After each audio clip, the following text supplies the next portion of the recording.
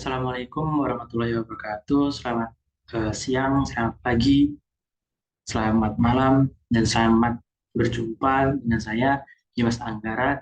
Di mana pada kali ini saya akan membahas sedikit tentang mata kuliah metode penelitian kuantitatif, yang mana ini akan menjelaskan tentang eh, apa yang dibahas tentang kelompok kami. Yang mana kami mengambil judul yaitu Strategi Pemenangan Dewan Perwakilan Daerah Partai eh, PKB Kabupaten Muara Jambi dalam pemilihan umum tahun 2019 dengan studi kasus kenaikan jumlah dewan terpilih dari Dewan Perwakilan Daerah Partai PKB pada tahun 2019 dibandingkan dengan pemilihan umum pada tahun 2014. Nah, dapat kita lihat bahwa di sini terdapat beberapa bagian. Yang pertama adalah latar belakang, yang kedua adalah rumusan masalah, yang ketiga adalah batasan masalah, yang keempat tujuan penelitian, yang kelima manfaat penelitian, yang keenam landasan teori, yang keenam variabel penelitian, yang kedelapan kerangka berpikir, yang kesembilan hipotesis, dan yang kesepuluh adalah metode penelitian. Baik, langsung saja kita akan menuju latar belakang sebenarnya apa sih yang dimaksud dengan politik. Nah, politik ini adalah suatu cara untuk mendapatkan kekuasaan, sedangkan identitas itu sendiri merupakan segala hal yang merujuk pada status sosial, baik itu etnis, agama, maupun suku. Begitu pula dengan hal politik identitas yang merupakan alat politis suatu kelompok untuk tujuan tertentu, yang mana ini menggunakan identitas guna mendapatkan tujuannya tersebut.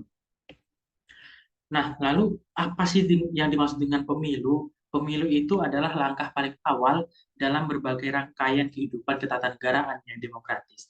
Sedangkan di Indonesia, syarat mengikuti pemilu adalah dengan mengikuti atau ikut serta dalam sebuah partai politik. Dan partai politik ini adalah suatu media untuk memperoleh dukungan sebanyak-banyaknya. Secara umum, kita dapat mendefinisikan bahwa partai politik adalah suatu kelompok yang terorganisir yang mana anggota-anggotanya mempunyai orientasi, nilai-nilai, dan cita-cita yang sama.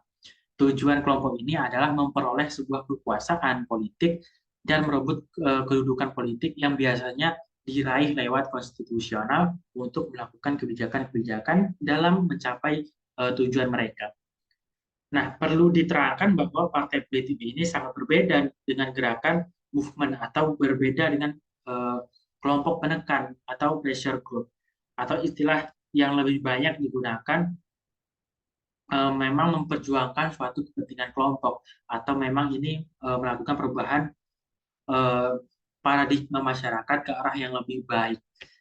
Menurut Kamus Besar Bahasa Indonesia, partai adalah perkumpulan segolongan orang yang seasas, sehaluan, dan setujuan, terutama di bidang politik. Sedangkan politik itu sendiri adalah pengetahuan mengenai ketatanegaraan atau kenegaraan seperti tentang sistem pemerintahan, dasar pemerintahan. Lalu partai politik itu apa sih? Nah, partai politik itu adalah organisasi yang bersifat nasional dan dibentuk oleh sekelompok warga negara Indonesia secara sukarela atas dasar kesamaan kehendak dan cita-cita yang memperjuangkan dan membela kepentingan politik anggota, masyarakat, bangsa, dan negara, serta memelihara keutuhan negara kesatuan Republik Indonesia berdasarkan Pancasila dan Undang-Undang Dasar 1945. Nah, lalu kita akan masuk ke rumusan masalah nih, teman-teman. Nah, kita membagi rumusan masalah ini menjadi 4 pokok bahasan. Yang pertama, apa sih strategi pemenangan Dewan Perwakilan Daerah dari Partai PKB ini, dari Kabupaten Muara Jambi ini dalam pemilu tahun 2019.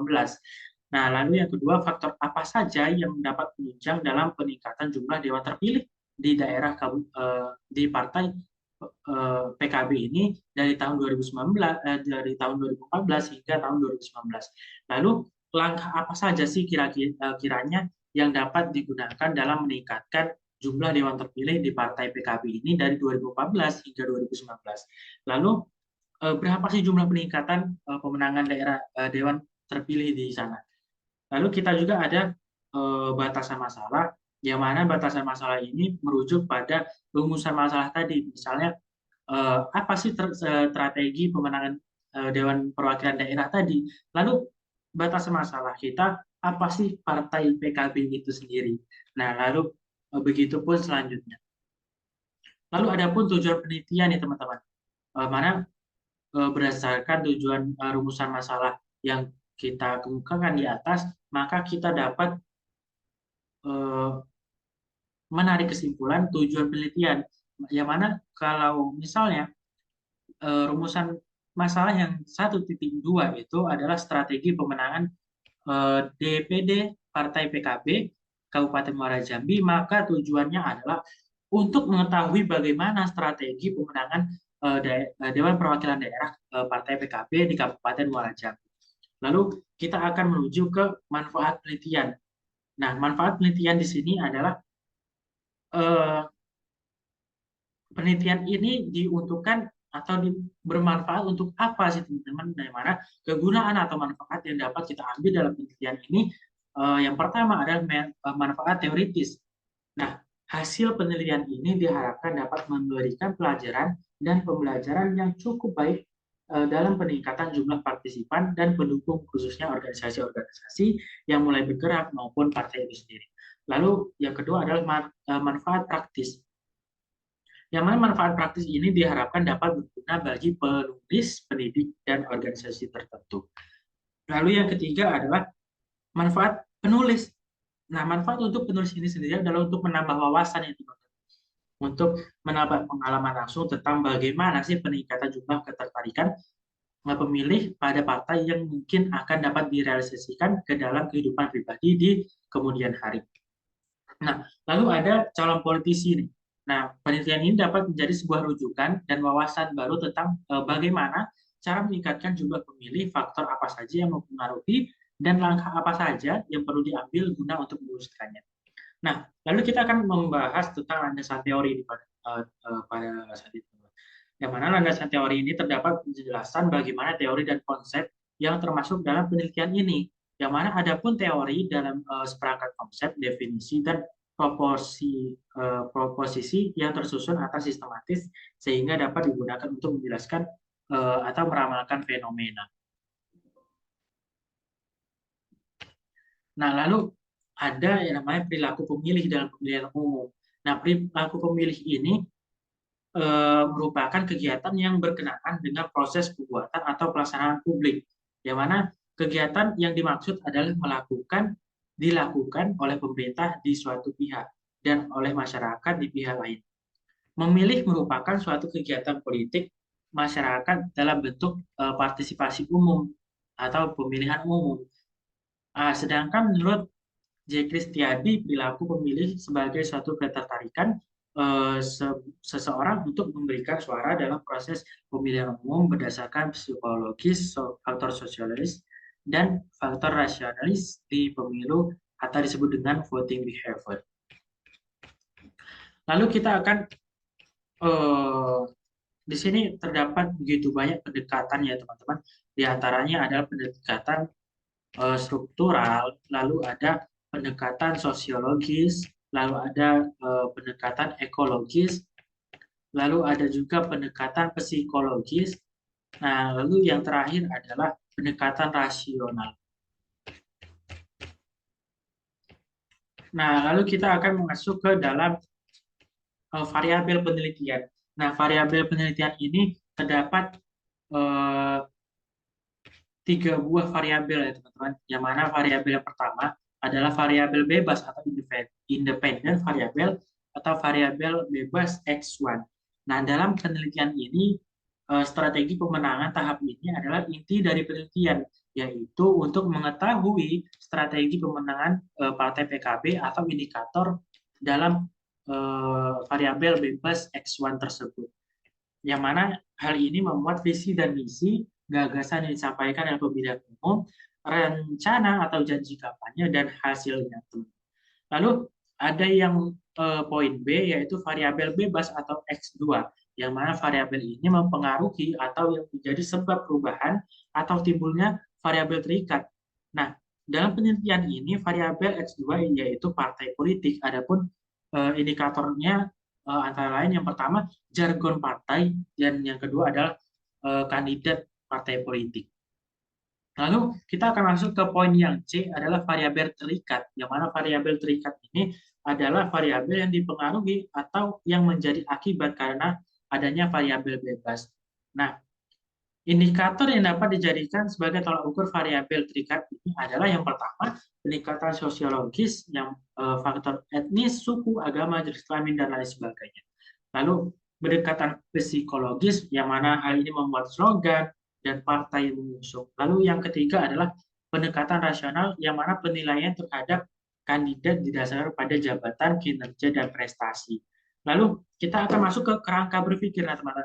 Nah, di sini kerangka berpikir kami adalah yang pertama kita melalui pemilihan umum, ya teman-teman. Lalu yang kedua adalah perwakilan Dewan Perwakilan Daerah itu sendiri. Lalu yang ketiga adalah bagaimana sih strategi dari partai politik Dewan Perwakilan Daerah Partai PKB ini. Lalu bisa dibagi menjadi problem solving, pendekatan-pendekatan, lalu ada komunikasi atau dan juga ada penguatan dan komitmen yang dilakukan oleh Dewan Perwakilan Daerah tadi. Nah, di partai politik itu sendiri berakibat pada jargon partai politik ya teman-teman, di mana kandidat terdiri dari kandidat partai politik, lalu perilaku memilih, ada juga pendekatan sosiologis, pendekatan psikologis, dan pendekatan rasional. Jadi strategi pemenangan DPD Partai PKB Kabupaten Muara Jambi ini dalam pemilihan umum tahun 2019, studi kasus kenaikan jumlah dewan terpilih dari Dewan Perwakilan Daerah Partai PKB pada tahun 2019 dibandingkan jumlah umum pada tahun 2014, itulah kerangka berpikirnya teman-teman. Nah, lalu kita akan masuk ke poin yang 9, yaitu hipotesis. Nah, di mana hipotesis ada pernyataan yang dirumuskan dalam bentuk yang dapat diuji dan menggambarkan atau memprediksi suatu hubungan tertentu antara dua atau lebih variabel. Nah, dari pengertian hipotesis tersebut, maka dalam penelitian hipotesis ini digunakan yang pertama adalah variabel strategi pemenangan, yang mana HO tidak terdapat hubungan signifikan antara strategi Partai PKB terhadap pemilihan umum Kabupaten Muara Jambi tahun 2019 dan H1 terdapat hubungan yang signifikan antara strategi partai politik terhadap pemilihan umum Kabupaten Muara Jambi tahun 2019. Dan yang kedua adalah variabel partai politik terhadap pemilihan umum Kabupaten Muara Jambi tahun 2019, yang mana H0 yaitu tidak terdapat hubungan signifikan antara partai politik dengan pemilihan umum Kabupaten Muara Jambi tahun 2019, sedangkan H2-nya yaitu terdapat hubungan signifikan antara partai politik terhadap pemilihan umum Kabupaten Muara Jambi tahun 2019. Lalu kita akan menuju ke 1.10 ataupun yang 10, yaitu metode penelitian atau instrumen penelitian ya teman. Nah, di sini ada beberapa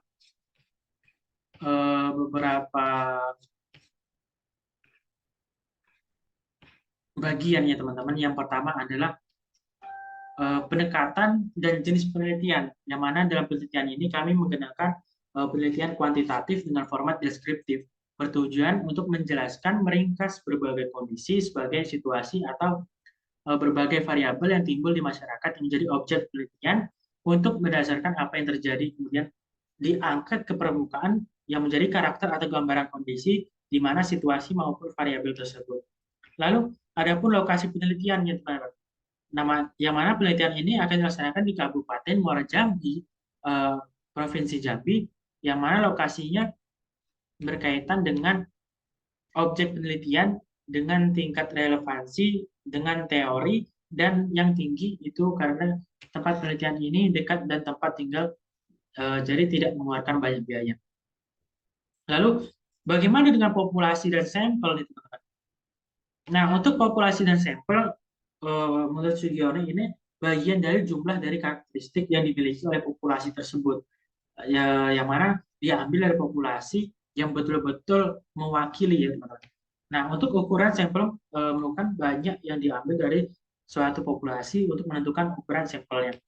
Nah, kami di sini menggunakan rumus Yamane ya teman-teman. Selain menggunakan rumus Yamane, ada juga rumus Lovin yang mana kalau menggunakan rumus Yamane ini adalah rumusnya n sama dengan n per n dikali d kuadrat plus 1 gitu kan. Di mana n kecil adalah jumlah sampel, n besar adalah jumlah populasi, d kuadrat adalah presisi yang ditetapkan, dan sedangkan i adalah angka konstan atau 1. Nah, lalu ada sumber data nih teman-teman, yang mana kami menggunakan data primer, yang mana data primer ini adalah data langsung diperoleh dari lokasi penelitian atau objek penelitian. Lalu ada data sekunder nih teman-teman, yang mana data sekunder ini diperoleh digunakan untuk mendukung data primer tadi. Lalu yang poin kelima adalah teknik pengumpulan data. Nah, di sini teman-teman kami menggunakan studi kepustakaan dan kuesioner, yang mana teknik pengumpulan data dan studi pustaka yang dilakukan dengan berbagai referensi berupa dokumen, buku-buku, teori, jurnal ilmiah, surat kabar, dan jurnal online. Nah, adapun skala Likert ya teman-teman, di mana kami dalam kuesioner itu dibagi menjadi 5 poin. Poin pertama adalah sangat setuju, poin kedua adalah setuju, poin ketiga kurang setuju, poin keempat tidak setuju, dan kelima sangat setuju. Dalam masing-masing skornya ada 1, 2, 3, 4, dan 5. Nah, bagaimana dengan teknik analisis data ya teman-teman? Di mana analisis data ini yang pertama adalah frekuensi analisis. Frekuensi merupakan metode yang berkaitan dengan pengumpulan data, penyajian, atau sehingga menaksir kualitas berupa variabel. Lalu ada yang kedua ada persepsi sebagai pedoman dalam menginterpretasikan data yang berkaitan dengan peningkatan jumlah dewan terpilih PKB Kabupaten Muara Jambi 2014. Sehingga nantinya kita akan mendapatkan high, low range, dan interval kelasnya itu. Lalu yang ketiga adalah uji hipotesis yang pertama. Nah, di mana uji hipotesis ini merupakan asumsi atau dugaan yang mana kita telah membahasnya tadi di atas. Nah, yang di bagian ini, hipotesis. Nah, kembali lagi ke hipotesis kami, yang mana di sini kami uji signifikasi stimulan atau uji F, dan juga uji signifikasi stimulan, yaitu uji F merupakan bagian yang dilakukan untuk mengukur tingkat signifikasi. Lalu uji signifikasi parsial atau uji T, yang mana pengujian atau mengukur berapa jauh pengukuran suatu sampel independen secara individu dalam menerangkan variabel independen. Apabila T hitung atau T tabel ditolak, maka HA diterima. Bila T hitung atau T tabel kurang dari, maka HA ditolak dan HU diterima. Nah, mungkin cukup sekian yang dapat saya jelaskan ya teman-teman. Kurang lebihnya saya mohon maaf. Saya akhiri. Wassalamualaikum warahmatullahi wabarakatuh.